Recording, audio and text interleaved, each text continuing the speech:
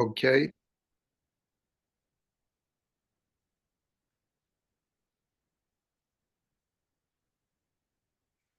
Sangaku Dan Joslyn is a Silent Thunder Order member who he's also a transmitted priest.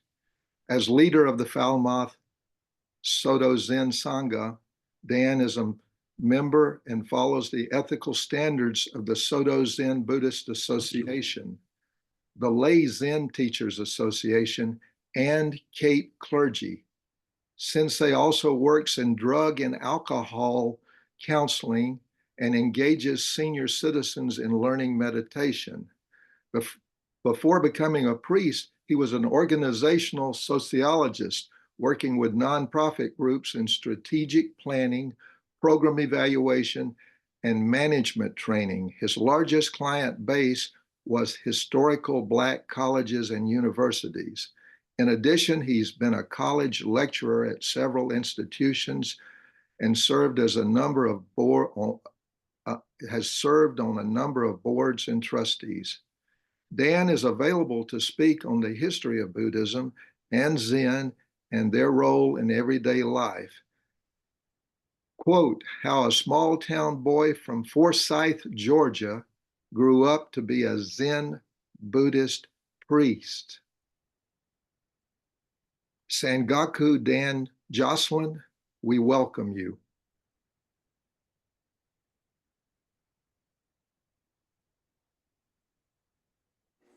Thank you, John. And would you like, Sangak, would you like to say any opening words before the interview? To fill in one blank, I moved to Falmouth, Massachusetts, which is on Cape Cod, in 2010. So I started my affiliation with the Atlanta Soto Zen Center in late 2001. Hey, well, welcome. So Thank you. let's start as we usually do, a little bit of your wayfinding path. Let's go back to before you found your way to Atlanta Soto Zen Center. Were there any, did you have any connection with Zen before that, or with meditation practice? My graduate work is in sociology, but I spent a lot of time reading anthropology. And in reading anthropology, I became very interested in faiths of indigenous people. So I spent some time exploring the tribes of North America and their faith, belief, and philosophies. And then that kind of led me into an expansion with other indigenous groups around the world. And I stumbled on to Buddhism through that approach and began to read books. And just before I met you, Hojo, I was sitting with Paula Gable at Yes. at the Unitarian Universalist Church in Atlanta. Yeah. Cliff Valley Way, I don't think they're any longer there. Paula and her husband were quite active here for some time as well, especially leading morning meditation. So I'd like to go back even further, if you will. You have a very interesting story. By the way, in high school, I dug into Native Americans. Jim Brady of gun control fame was lived in my hometown, and he was a year older than I. He and I were friends in high school, and he and Johnny Branch learned Native American dances, and they would have the full war bonnets and all the gear, the beadwork and everything, and they would dance in our parades in a small town, Southern Illinois. We had a Halloween parade and things like that. So when rock and roll hit, they got all the girls because they knew how to dance. So your upbringing in Georgia is, I find, very compelling, and I'd like you to tell just a couple of stories from that. Ah, well, which ones to choose? Um, I was the first person on either side of my immediate family to graduate from high school. Both sides of the family were primarily laborers. And my father served in World War II, was a military policeman in a German prisoner of war hospital. My mother's background, her family were itinerant workers moving around in the Southeast, primarily in Alabama and Georgia, ended up in shipyards during the Second World War, but spent most of their times in cotton mills, um, spinning cotton into twine.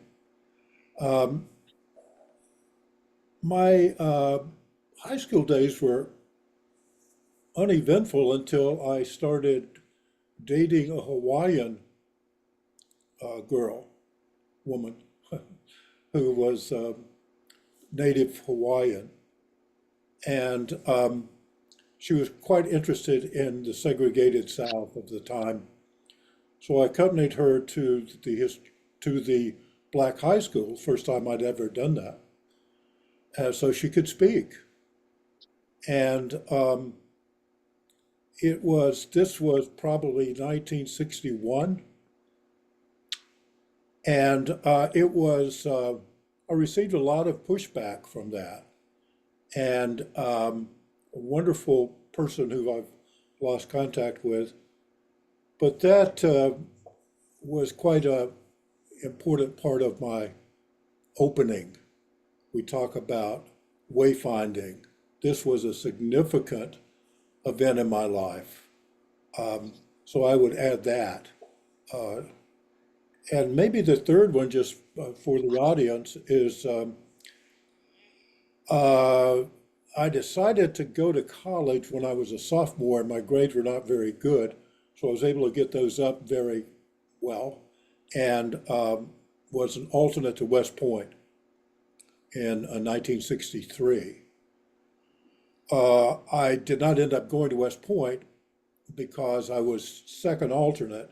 That means the first person and then the first alternate would have to have not gone. Um, so I decided to go to North Georgia College up in Dahlonega for a year and reapply. I got to North Georgia, did not reapply because I didn't want to start all over again as a freshman.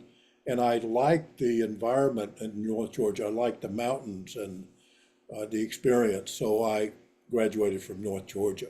So that gets me up through my Georgia period.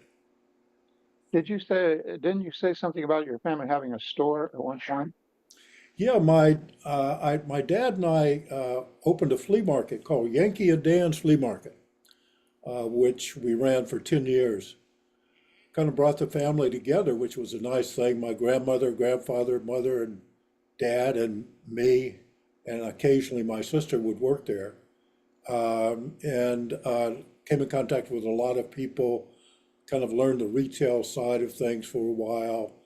Um, and I guess my other major event, though, thinking about it, Hojo, was I'm writing my memoirs now, and I calculated that I made the most money when I was a paper boy. I had three paper routes, so I was running papers left and right, actually three different papers. The old, gosh, I can't remember the name now, but there was an Atlanta paper in addition to the Journal and Constitution, Hmm. and I can't recall the name, but I was running that too. So I was pulling in a lot of money. I was pulling in Hmm. $35, $40 a week, and that was quite a good bit of money in A lot of money. 1960.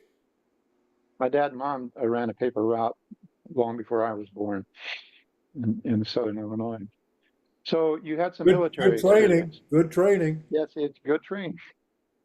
You had some military experience. Yeah, well, it was, and yeah, my military experience was quite interesting. Um, I did well as a cadet at North Georgia and rose up through the cadet ranks. And my junior year, we were on maneuvers, and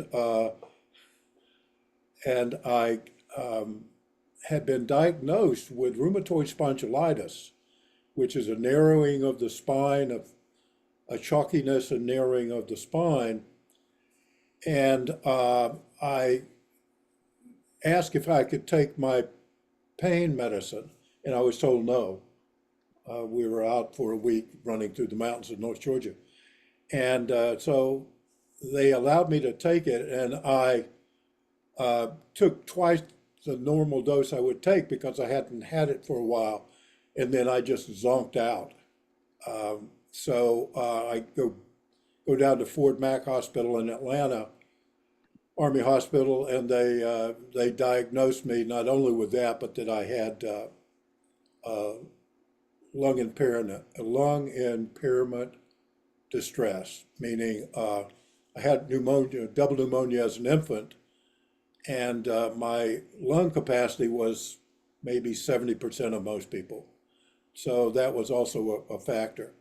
I ended up not receiving a commission because of that, and then I was drafted.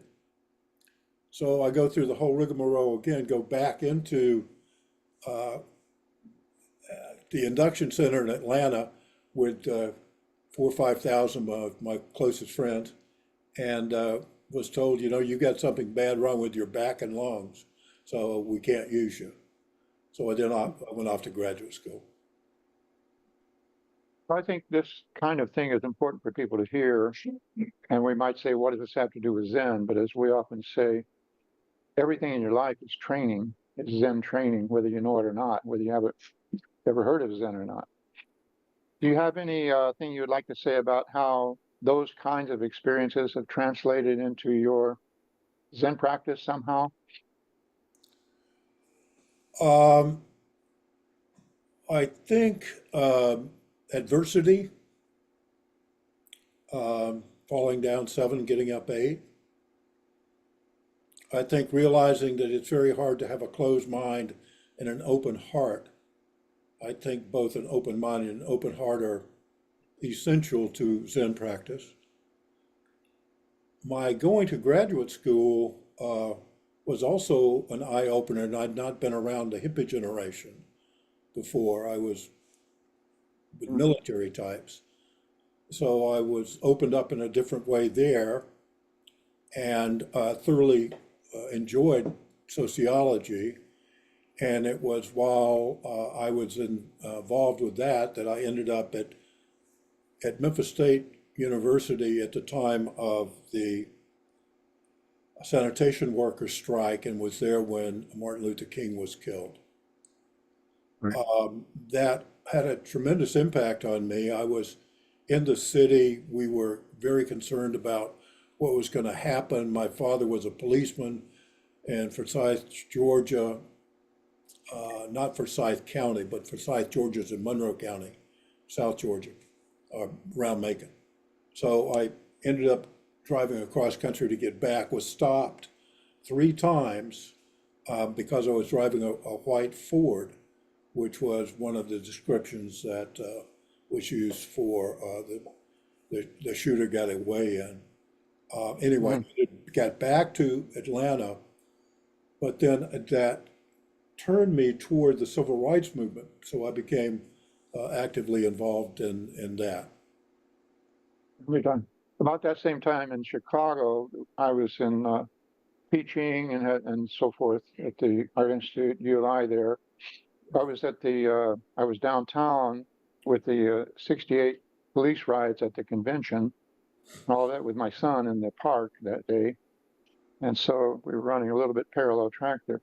Now, when I first met you, if I recall correctly, you were consulting with Troy University, and I believe you set up a talk, and you and I and Frederick Lecout, Judy Frederick Lecout, went to Troy, and we're in an auditorium. We had probably hundreds plus people in the auditorium, and we gave a presentation. Can you speak a little bit about that period and what your kind of role was in helping Troy establish their campuses and so forth?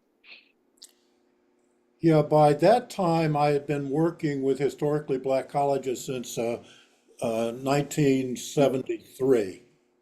So I'd been I ended up working with over 30 colleges and universities, historically black colleges and universities. And I was pretty much on the road. I divorced during that period. So I spent 17 years pretty much as a traveler, which opened up again a lot of different perspectives that I hadn't looked through before.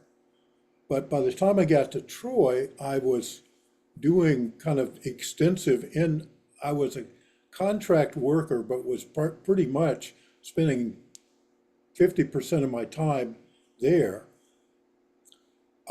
John Lewis was my congressman in Atlanta. So I met John Lewis, knew him somewhat, and he's from Troy, Alabama. So he had spoken there just before we did for the first time.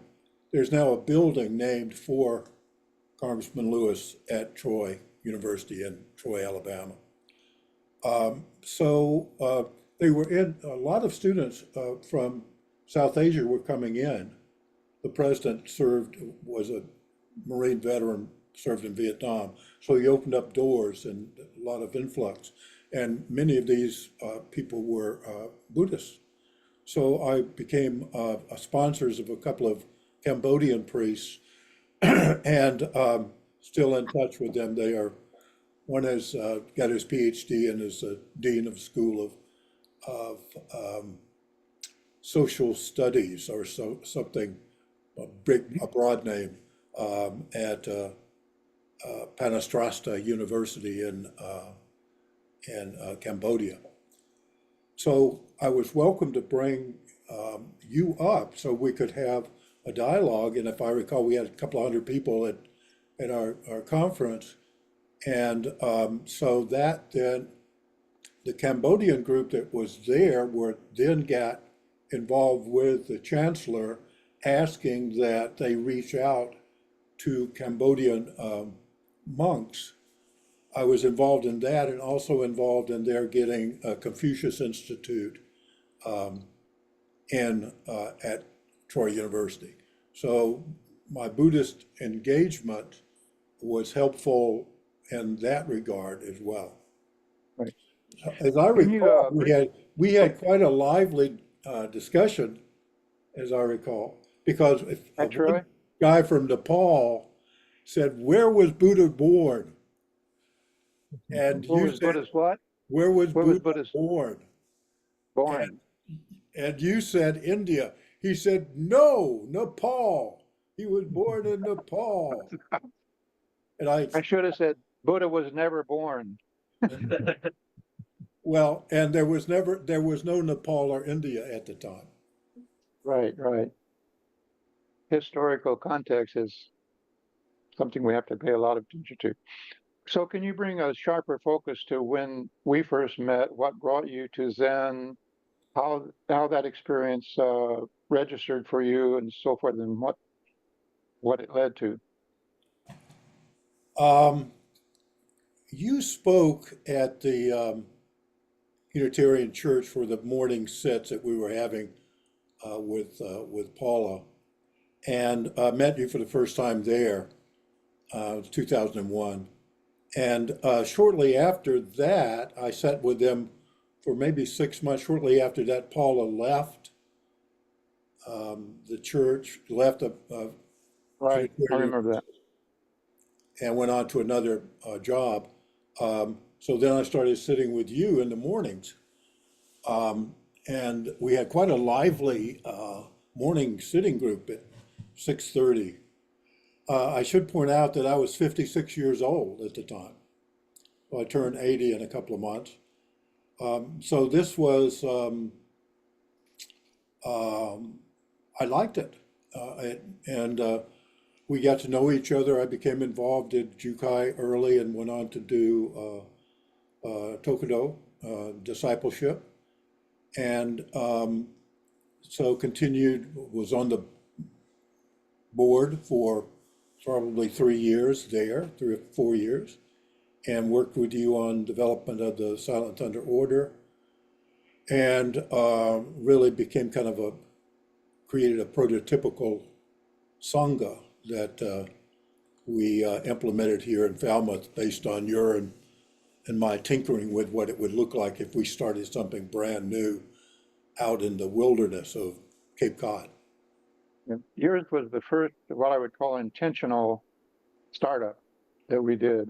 By intentional, I mean fully considered, planned in advance. Yes, Often they just sort of happen because somebody will call us and want to affiliate, or somebody is moving and they want to start a sitting group. So we facilitate those startups. But as I recall, you and I went through a considerable amount of planning from all the lessons we've learned of all the failures that we've had and people trying to start up groups.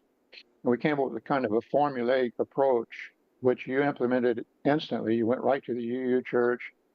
Before we knew it, you had a large sitting group going there. And you invited me up just in time for a hurricane to hit. I think I you can't brought remember it with which you. hurricane. There's so many now. It was called Hurricane Hojo. And we gave a talk at the church, but it was based on Buckminster Fuller, and as one of my mentors. And a lot of the people, Woods Hole and the other areas around there, came because of Bucky Fuller, not because of Zen, and not because they were members of the church. But I recall we Correct. had maybe 70 or more people Yes. show up for that one. He lived on Martha's Vineyard for a while, and I found out later that several of his members of his family attended that, unbeknownst to us. I still think that's one of the best things that I've seen you do over the last 25 years. And Bucky, Zen, and me was the Right. title as you went through the intertwining, the kato of that intertwining of your life. I thought was most helpful, most helpful for me, but I think for the people who observed that. For those who don't know, Buckminster Fuller was famous for geodesic domes, but he was also a cartographer, invented the first geodesic map of the world. He was a philosopher, some wonderful books. The Dymaxion World of Buckminster Fuller, if you're interested in following up on him. Big inspiration to everybody in design. And I was fortunate enough, there it is. There's one of them. Yep. That's called grid pattern thinking, right? I've got that one. And I think I he was sent an you a copy. inspiration. I think you did. And I met him a couple of times. And I had this Steve Hale was a photographer friend of mine at Institute of Design. He was a photography student while I was there in industrial and graphic design. And he went with me to a television station where Buck was being interviewed. And Steve was a inveterate photographer, always shooting. And he caught a picture of me and Bucky talking, or Bucky's looking at me through those big glasses with his eyes enlarged because of the glasses. I'm doing all the talking. You could tell I'm leaning toward him and talk, right? And Steve caught a sunburst clock on the wall, so it looks like it's exploding onto my head like this. A great capture. Anyway, so tell us a little bit about your sojourn to Falmouth. You, as I said, you started as a startup group in record time, really. I don't attribute it necessarily to the planning we did, but to your sparkling personality. And suddenly you were established. And then we ran into some issues with Soto Buddhist Association, where they looked at your application for full membership and said, doesn't look like you and your teacher have spent enough time together. So I pull out my would you rather routine, well, what would you rather? All he did was go off and establish a fully functioning Zen center in Falmouth. Would you rather that we sat in a cave together for those 6 years, right? That was very frustrating for me, and I'm sure it was for you. Yeah, let me step up to that in a couple of steps. When I got to Falmouth, I was very fortunate that the minister at the Unitarian Universalist Fellowship of Falmouth was a Harvard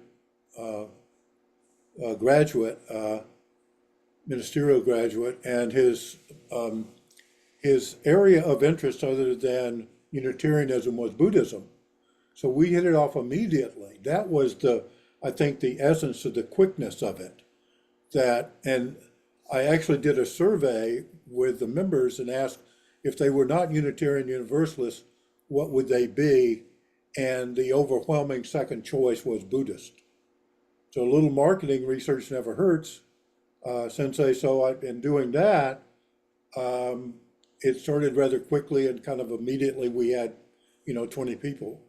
So so it was an excellent experience. Tell us a little bit about that dynamic, how that unfolded as you started holding sitting sessions there. I came for a few of them from time to time, and it was always quite a elevating experience for me. It was just sort of so natural. It was just naturally happening and so much enthusiasm. But I know there was a lot of effort behind the scenes. Yes, that's one of the things I'm dealing with these days. But the population in Falmouth is a retirement community, so it's probably the average age is late 40s, early 50s. So I fit right in terms of my age at the time. Just turned 65. So that was helpful. But I taught at the community college and taught in the Senior Institute of Community College a course on Buddhism and Zen for anybody. This was seniors, not for credit. You just come and take it, continuing ed course. And at the same time, I reached out to the recovery community and was working with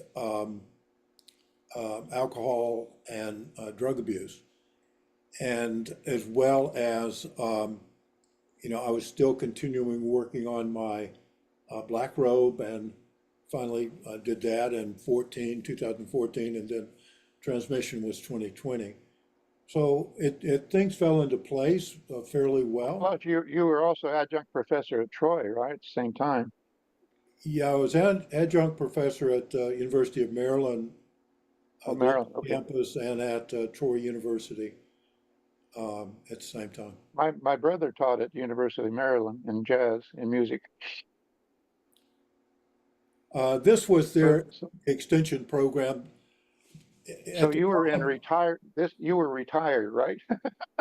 I earned my last paycheck at 71, so I continued to draw money there. But I happened to get involved with continuing education when it entered the computer age. So I was working with when it hit the computer. And then there was online education that was just sound and texting, and then it added the video. So I was involved with all of that. So I had a natural entree going back in as an adjunct professor, and I was doing that as well as still traveling back and forth to Troy on occasion, and spending a lot of time with you and folks down in Atlanta. You were coming down here for 30-day ongos. I remember we were experimenting. Practice period of ongo is typically 90 days, but nobody can reasonably take 90 days off to do anything. So we started experimenting with the 30-day with interval in between. You come back for another 30, back for another 30. I found that from a design perspective to be much more sensible, because I think it was Jerry Smyers who was here for 90 days. Yes. And we couldn't sort of step back and replan. We just had to go through the whole thing. But when you were here after the first 30 days, you and I got back together and we said, okay, this worked well and so forth. This didn't work so well. What do we do next time? So each time we incrementally improved the 30-day experience, not only for yourself, but for the local community. So I thought it was a much better approach to designing a practice period. Yeah, I think I was the first, maybe the second to do that. And then it overlapped on my third visit, third 30 day with Ungan. Bill Mayhew came in. Right. So Right. he just started. So it had that continuity from one to another. And you'd been experimenting with this to some degree when people came in for early residency in Atlanta. Joseph and some others who came in at that time stayed there. Michael Goldman was one who was there Right. for a while, and Yeah, so he was in residence for about a year. yeah, yeah. So tell them a little bit about what you did. As I recall, you offered midnight meditation, noon meditation, and so forth. So what are some of the things that you found interesting or that worked Well, from your something that perspective? I started doing was sitting every 6 hours for 90 minutes. So I sat every 6 hours for 90 minutes throughout 30 days, each time. So this experience was the And closest. you invited all to join you as well, right? That's correct. I had some people join me at midnight uh, on one of the Yongos. I think it was the second one. And that was interesting. It's just, night people need Zen too. The Dharma isn't just for people in the daylight. So, so that So was before you go home from the bar, come by and sit. that was fine. I think he did. But I also had a Navy SEAL come in um, while I was there, pretty much by myself, and it was in a late afternoon. And this guy, I mean, he was burly, and he came in and he said, "Well, I've always wanted to know about Zen. Would you mind talking to me about it?" I said, "Oh, absolutely. I'll do it." So we had an interesting time, but he had great posture. He sat very well. Um, Right. but I think unless we're open to people, and then our approach here in Falmouth, I hope I can speak of a little bit, but going out to meet the people where they are has become kind of my approach because Right, right. we're, I don't see us becoming anywhere like a training center, but rather that I feel I'm somewhat like a parish priest or a circuit rider. So I Right, right. spend most of my time doing that these days. One of the things I most appreciate about our relationship and what I've watched you do is your creativity. You seem to be forward thinking and experimental. Something works, it's great. If it doesn't work, you do something else.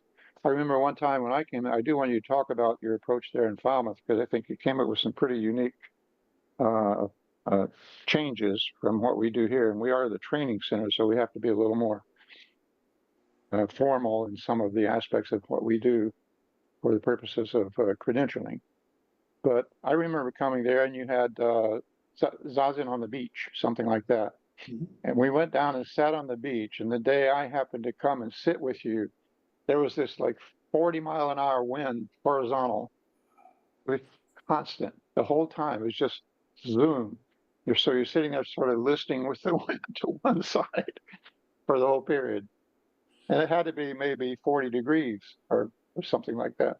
Well, it kind of looked like this. Yeah.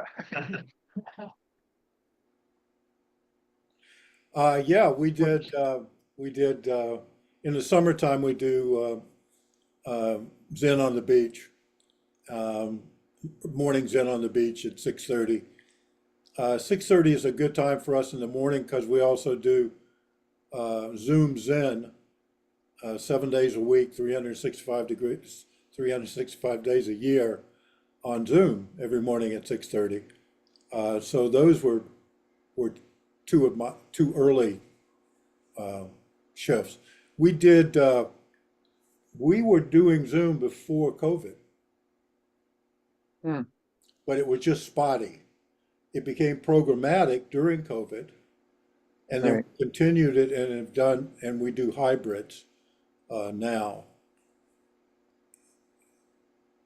So tell us what you want us to know about the approach there in Falmouth that we may not see here, or that we may not be familiar with. Some of the things you do, and you asked Nancy Sherwood Moko to be your successor, and so she's gradually taking over, as I understand. That's correct. Nancy Moko Sherwood is now asked to sew, and so she has begun working on her path to initial ordination.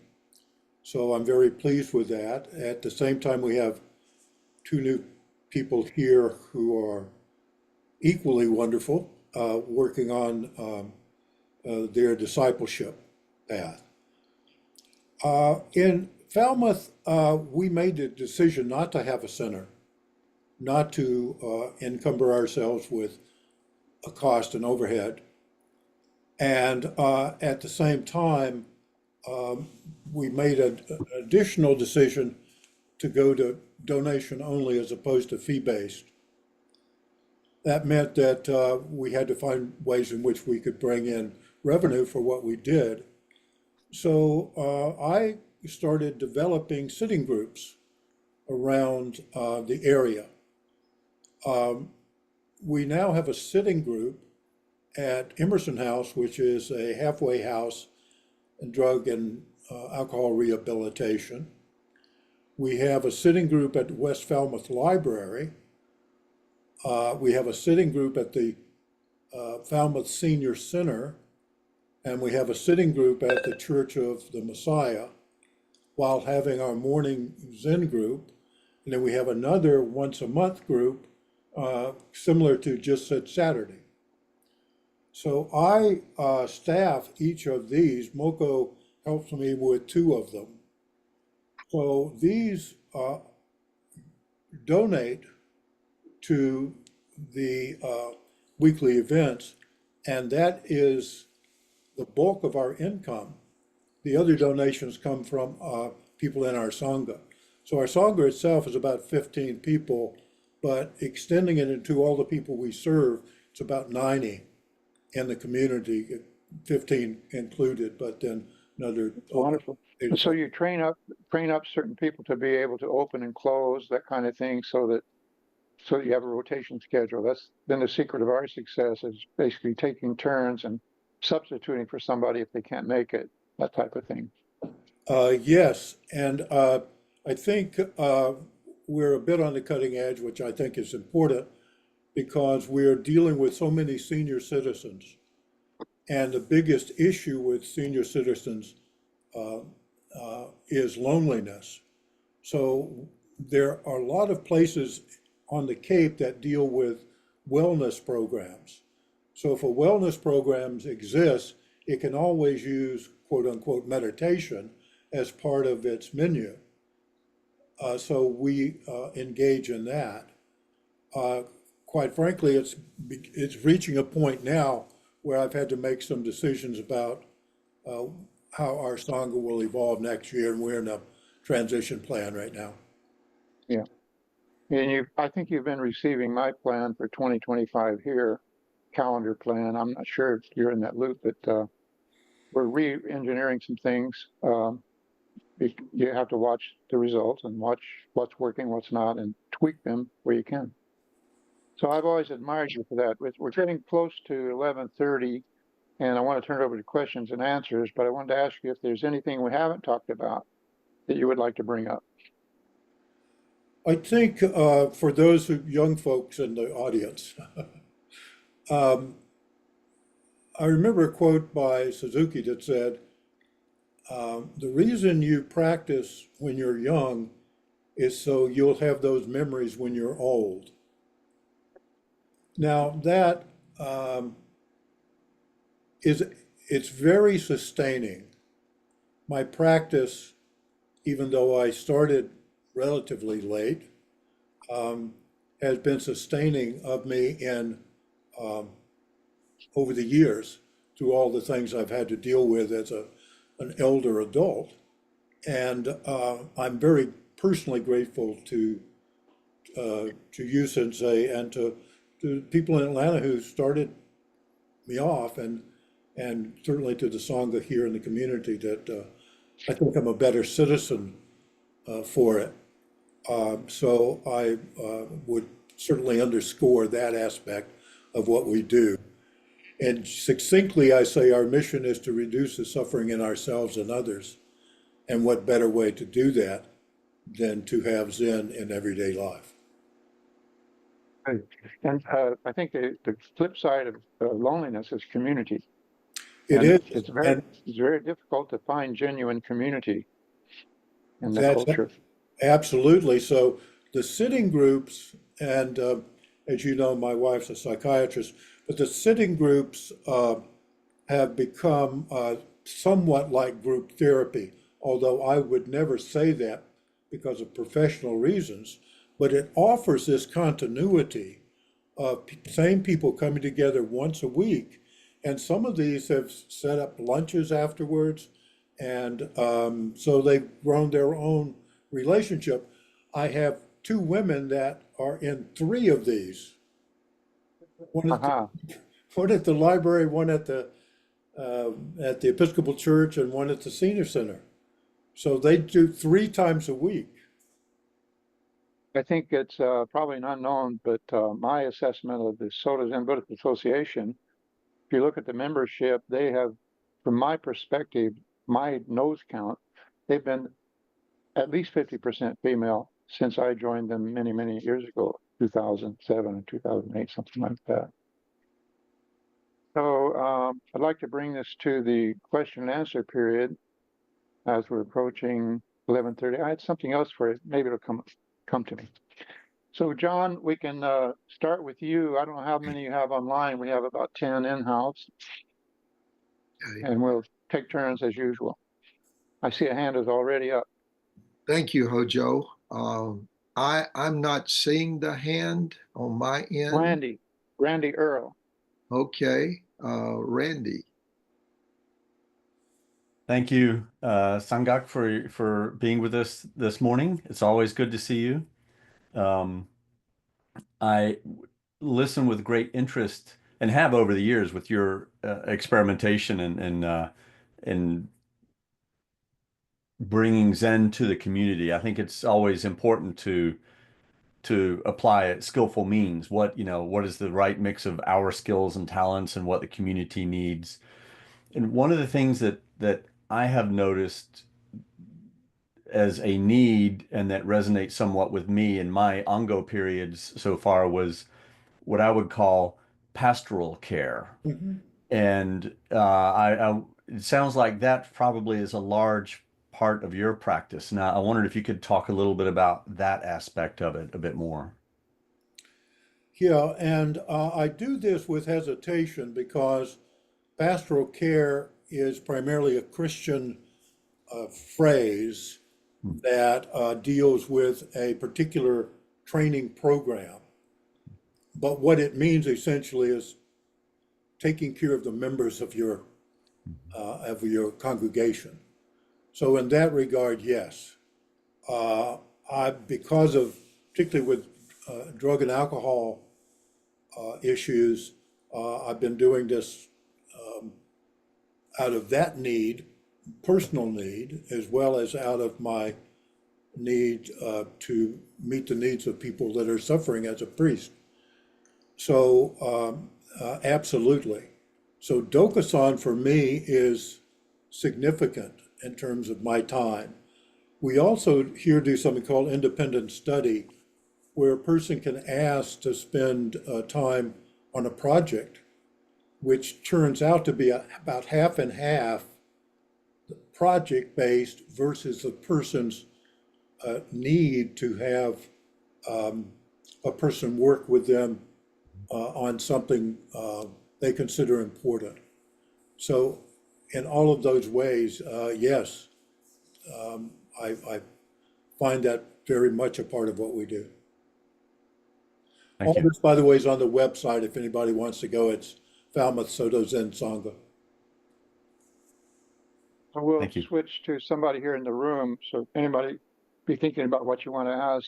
But I did want to say that following your comments before, that I look at Zen as therapeutic, but it's not a therapy. A therapy is typically you have a service provider and you have a patient or client. In our case, it's do it yourself. We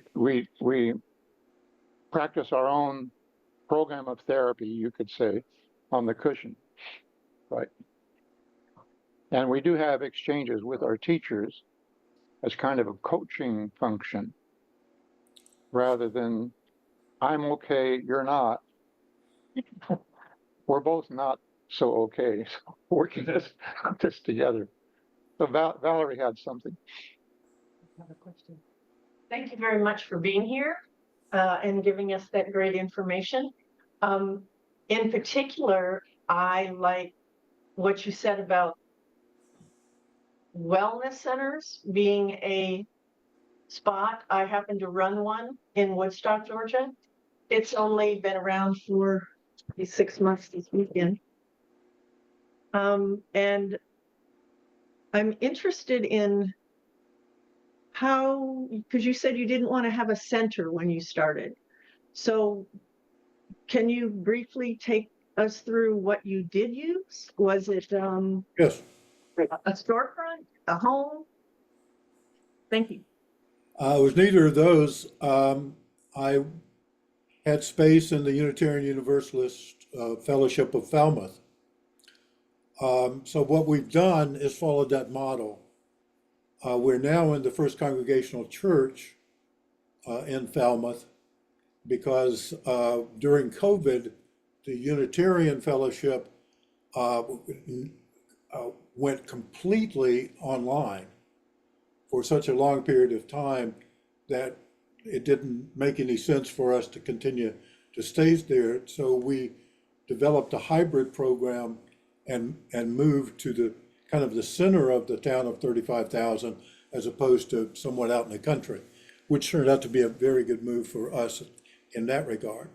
It was primarily the overhead, the cost of that, and I didn't want to see, I started this late, so I didn't want to spend most of my time having to develop that or incurring a mortgage or anything like that. And the idea of rental, this is Cape Cod. So the rental on Cape Cod is way out there, way up there. So the Unitarian Fellowship was very helpful, as has been the Congregational Church. Congregational Church, by the way, has a mission in that it meets whatever the needs of the community is in its space. So anybody in the community can use its space for just about anything. Of course, there's some limits, but they're very welcoming. So there's a significant liberal religion bias in New England. So it's extremely welcoming. The interfaith group we have here does a great deal for the community and have been very receptive to our Zen practice. Does that answer all of your points?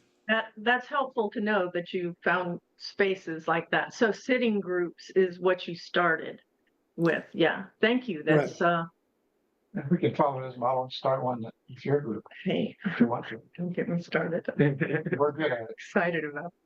Thank you. Startups. Woodstock's a great So community. over to you, John. Sorry, Thank you, again, I Joe. stepped on your line. I didn't mean to step on your line.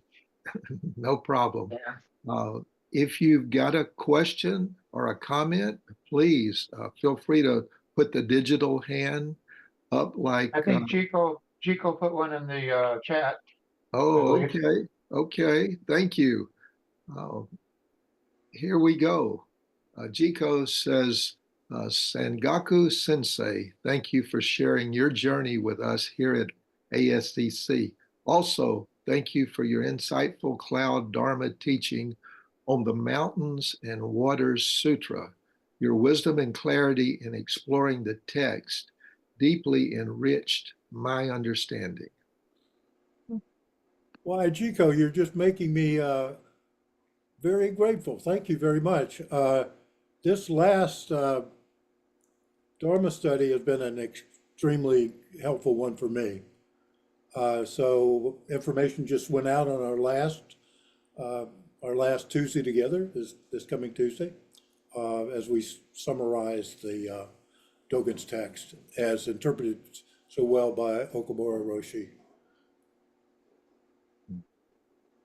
Well, I can't help putting in a plug. My last session is this coming Tuesday, I believe. Are you on this Tuesday? I'm up this Tuesday, you're up next Tuesday. On the next Tuesday, okay. And we're on the last gasp of deepest practice, deepest wisdom. We're in the translator's comments section. And this one upcoming is my favorite. It's Uji, or being time, existence time, or as Uchiyama translated, living time. And it's Daitsu Tom Wright's commentary on Uji, 2 Tuesdays from now. So people could join you. Is this your last session? Yeah, this is our last session. Ours will not yeah, be the last session on the other one. Yeah, I think the both Uji and Soyaku are quite common, have a lot of interrelationship. Your commentary on that you decided not to try to establish a center as such reminds me of Homeless Kodo. He was known for going from place to place. He was a very effective teacher, but he never settled down anywhere into a temple. There are a lot of reasons for that in Japan that Matsuoka Roshi talked about. But he was the father generation to Matsuoka Roshi and Uchiyama, who were both born in 1912. Kodo Sawaki was their predecessor. And if you take over a temple in Japan, an awful lot of baggage comes with it. Yeah, here we're 40 miles from Bar Zen Center, John Kabat-Zen's huge center. Right. There's some Suan, some Kwanyan Korean, some sanghas here on the Cape, and there's one other Soto group, but it's Korean and Soto, one other Soto group on. So we were it just made sense, and then over time it's it's worked out well with the direction that we've ended up going, which I had no idea what it would be, obviously in 2010. Right. That is not practical. We have to learn from our mistakes. I think when you and I were visiting the bar center, or we went and did a combined talk with a couple who were leaders at one of those places. Well, you and I closer went to to, Boston. yeah, we went up to Worcester, Massachusetts, Worcester. with the Boundless Gate, John Ishmael Ford's group. We went up there. Oh, yes. And then we also went to Bridgewater State University. If you recall, they had an Asian studies group where you spoke. So that was the other one. So those were the two that we visited together. Okay, so back to us, I think. Anyone? Don't be shy. Just a comment. I just wanted to say thank you for all that you have done for all sentient beings, no matter where they come from and what they're looking for. Thank you for being there. So, thank you. This is Victoria, so we have 2 V's in the room. Victoria. My sister's name. My sister too. Anyone else online, John? Not seeing anyone at the moment. Anyone want to offer a comment, a thought, a question, something you're curious about? Joseph, you always have something to say. Calling you out. I'm not sure I have any particularly thoughtful remarks, but no, thank you so much, Sangaku. It was really illuminating to hear about your story, your path to Zen. Sheila looks like she may have something, or she may just be waving hello. Sheila, did you have I'm something? I'm waving hello and I'm saying good morning to everybody. And I'm glad you've all enjoyed Sensei's talk. I'm a student of his and have been for over 2 years. And Hojo, you mentioned the relationship between teacher and student as being this, it's kind of lonely because the student is on the cushion or something. Not exactly sure what you were saying, but Student I want to yeah, I said, what did I say? The student is on the what? on the cushion, Mhm. doing it Yes, the on their main own kind teacher of is, thing. And the yeah, our main teacher, Matsuo Koroshi, emphasized this. He said question and answer is unimportant. And he didn't mean that absolutely, of course, but he said you'll find the answers to most of your questions on the cushion. right, So that's the emphasis in Soto Zen, is the direct teaching coming from your direct experience, that what transpires during your meditation. And we can talk about that in modern scientific terms and our traditional terms, but the theory is that everybody goes through the same process if they sit still enough, long enough, straight enough. You as a human being will experience something very similar to what Buddha, Bodhidharma, Dogen, all the ancestors experienced. And then you will know the Dharma directly. The writing is just pointing at it. That's the main point of Soto Zen, is we rely on our own meditative practice primarily. okay. So what I would like to say is, I had a book that was going to be very difficult for me to read, and I asked Sensei if he would please help me read it. Okay. And I don't think, I mean, Sensei, you can contradict me if you want to, but I would say that we went on that journey together, that it wasn't me sitting on the cushion. It was both of us sitting on the cushion reading that book. And I don't feel like, okay, that's what I want to say. So Which book are you talking about? It's called Richard Seeking Jaffe, Seeking Seeking Sakyamuni. Shakyamuni. It's an incredible book on the history of Southeast Asia and the formation of modern Japanese Buddhism. I was So, hoping you were talking about one of my books. oh, that one, oh, that goes without saying. It always goes without saying, I notice. Well, we're talking about them now. I should point out that I was happy to do one of the first reviews of the original Frontier, and that's a mainstay of what we do here. That's part of Jukai training.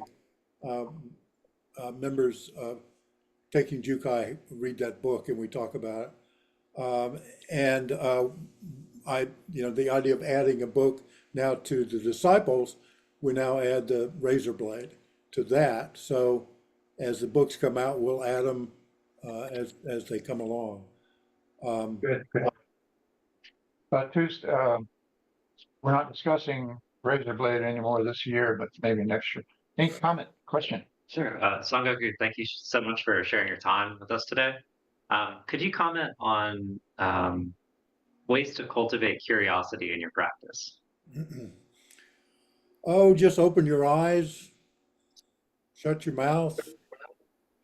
Um, I I found myself very early on realizing that I couldn't keep up with all the interesting things that were going on. There's just everywhere. Um, curiosity. Curiosity is a willingness to explore the moment, no matter what it is, always knowing, and this I firmly believe, whatever it is I'm looking at, it's only 1/360th possibility of the view. So my point of view is limited. If I can be playful with other points of view, then I get a more of a sweeping, maybe even kaleidoscopic effect that's most wonderful, particularly if I'm engaged with another person who tends to look at things from slightly different perspectives. Then we get to blend some perspectives. And as Shang He said, her training primarily is in Chan Buddhism and also Thich Nhat Hanh.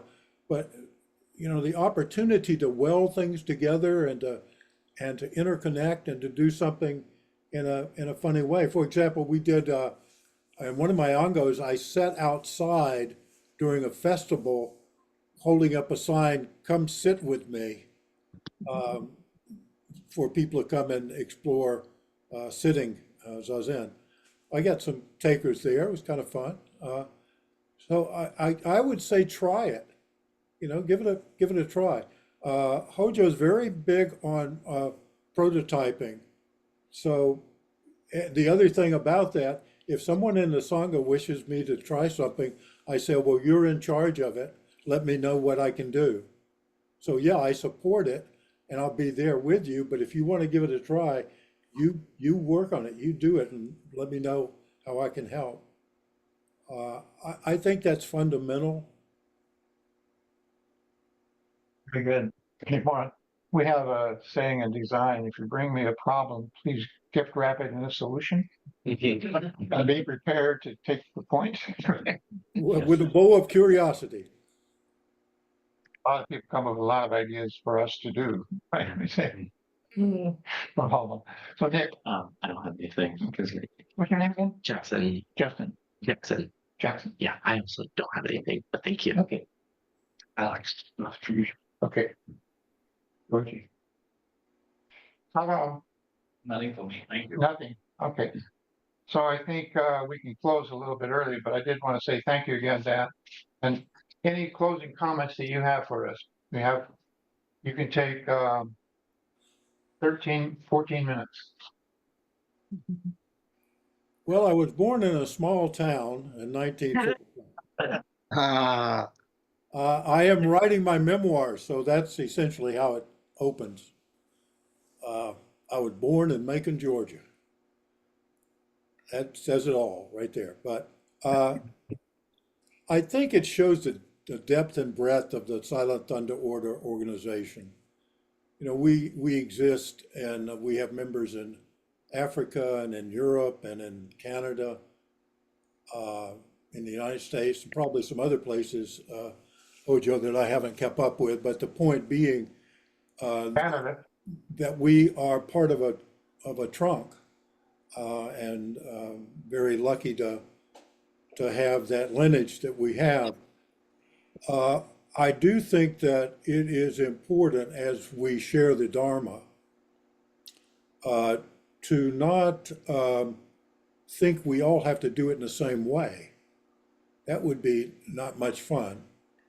Yet we all come together around the center core of Zen in everyday life. That's how I tend to view what I do. Therefore, as others have asked, this then creates different insight, offers other possibilities of combining things in different ways. Currently, we have an interest here in chaplaincy program. We had a member of Atlanta down in Peachtree City that did some chaplaincy work at a local hospital, and it was talked about how that was influential. So I'm doing some things with two chaplains here one is in Woods Hole, both are in Woods Hole, close by. Now, the reason I brought that up is that this is kind of an interesting hybrid of one is in Buddhist training at Harvard, taking a chaplaincy program in Buddhist chaplaincy, and the other one did his work at Yale. But the point being that they both said that they thought that there's an interesting thing occurring where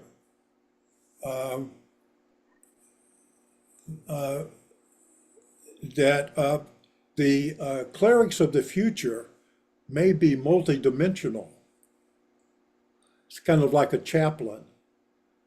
in that they have to be very able to interact and be open and engage with a lot of different situations, and that I find exciting. And so there's always something, and isn't that a good thing? I think so. I certainly encourage all of you in your practice is to not be afraid of experimenting, because you're going to get it wrong anyway. You might as well make something out of it. So one more thing I want you to comment briefly on. It's always been very diligent and alert to the fact that we have anniversaries coming up and things that we should celebrate, things we should pay attention to and help everybody understand. Of course, 2025 is the 85th anniversary of Matsuoka Roshi coming to America in 1940, before the war, as a missionary to us, really. And so we'll be celebrating that next year. It will be my 60th year in practice, because I started right around 1965 with Matsuoka in Chicago and so forth. So can you speak to that just a little bit? You've been very helpful in prompting us to pay attention to those key dates as they come and go. I'll add a third one. The last weekend of October going into November. November is our Founders Month celebration. We here in Falmouth will be celebrating our 15th anniversary as a Sangha. So that's already on the books. So you all can come to Falmouth the last weekend in October. Come on up here. The water's the warmest, by the way, in September here. Takes it all Wow. the time to warm up. But there'll be information coming out about that. If we don't celebrate, I don't see how we can propagate. Propagation is not, it's simply saying that we acknowledge where we come from and that we do it because it's important. And if you look at who we are very diverse. And we've come from a lot of different places, but when Martin Luther King talked about the beloved community, he was talking about the mosaic, not the melting pot. He was talking about the interconnectivity of so many different interests brought about through so many different things that it's important to stop and recognize that. So Right. as we do our service, we stop and repent all my past and harmful karma.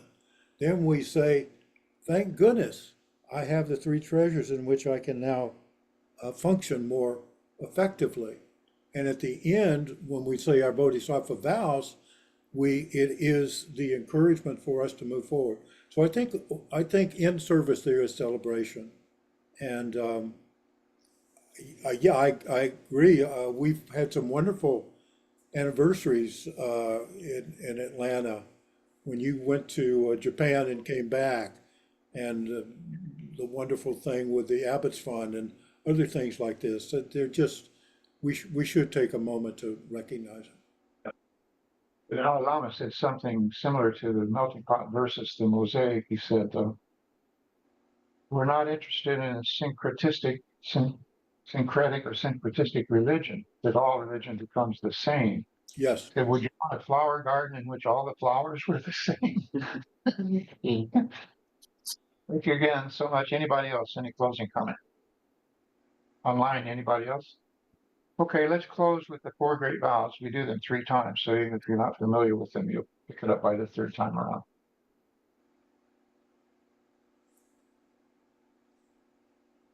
Beings are numberless, I vow to freedom.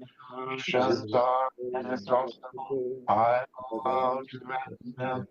Karmic gates are boundless, I vow to enter them. The Buddha way is unsurpassable, I vow to realize it. Beings are numberless, I vow to free them. Illusions are inexhaustible, I vow to end them against our boundless. I vow to enter them. The Buddha way is unsurpassable. I vow to realize beings are numberless. I vow to free them. Illusions are inexhaustible. I vow to enter. Dharma gates are boundless. I vow to enter them. Buddha way is unsurpassable. I vow to realize. Thank you for your patience and listening. We'll see you all next time. Thank you, everyone. Oh, Joe, do you Yeah. mind if I invite Sangaku to